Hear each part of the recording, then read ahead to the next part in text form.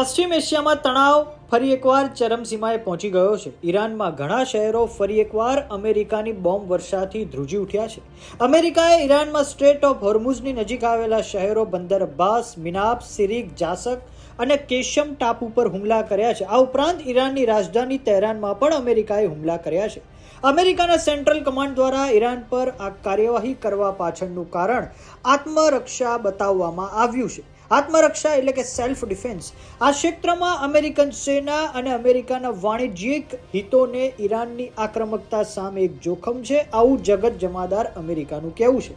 આ સમગ્ર મામલે અમેરિકાના સેન્ટ્રલ કમાન્ડ દ્વારા પ્લેટફોર્મ એક્સ પર એક ટ્વીટ પણ કરવામાં આવી છે. તો બીજી તરફ ઈરાને જોર્ડનમાં આવેલા અમેરિકન સેનાના બેઝ અલ અજરાક એટલે કે મુવાફક અલ સલ્તી એરબેઝ પર ખૂબ મોટા પાયે બેલિસ્ટિક મિસાઇલો વડે આજે હુમલો કરી દીધો છે.